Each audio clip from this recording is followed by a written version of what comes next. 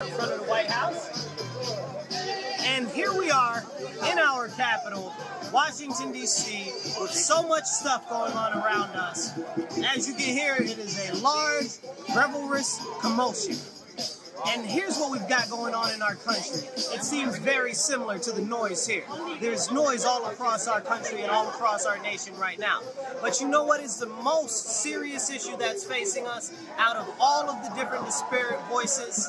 The most serious thing facing us right now is people with morals and values who say that they know what righteousness is, who say that they know the name of the Lord, who say that they are Christian, who say that they care about our country, but they are silent.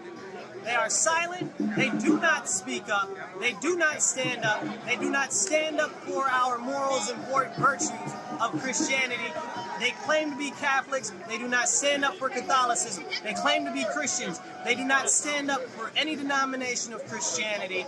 And they continue to compromise on bills and legislations to go along, to get along, to say, oh, well, we did a little bit of something for you. That is not having tenacity.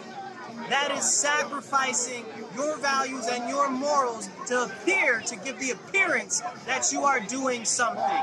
You are cooperating with these individuals who are committing disingenuous policy acts against the American people. That is bad. You know the positions that they are putting forth are unjust. You know many of the stuff that they are doing are unconstitutional.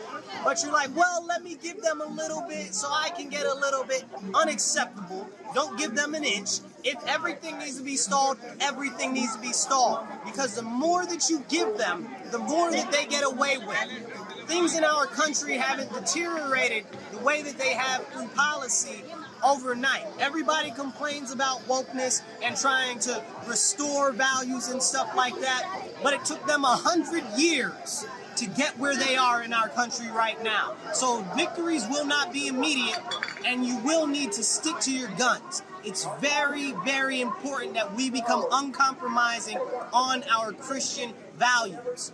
If we do not stand on the values upon which our foundation is, then we will fall. And as we see, our country continues in a downturn. More and more and more, we regress to a state that looks unseemly to anyone who is looking at our nation right now.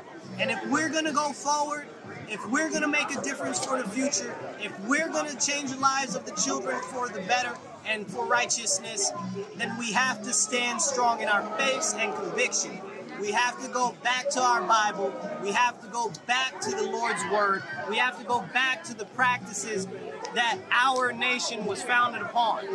It's very, very important that we become uncompromising on our values and on our virtues. If you believe in America, if you believe in our Constitution, if you believe in the basis of our great nation and the fact that our nation's best days are still ahead, it's time for us to stand up, stand together, and unite all across the country for the principles of Christianity that our nation was founded upon. We must also work to end the persecution of Christianity in America and internationally. At this point, there are Christians being persecuted for their values. Bibles are being taken out of the school system. We've already seen they want to remove God, the Constitution, and prayer from all schools. When we took God out of schools, that's when more of the violence came in. That's when more of the insanity started to creep into our schools. When they've taken out the pledge, so kids do not know that they should have faith and that they should have pride in their country. Our nation is a nation founded upon Judeo-Christian values.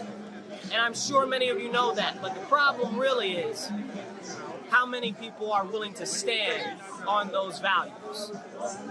All right, you guys, I'll catch you later. Make sure you stand strong, stand up, speak up, and don't shut up.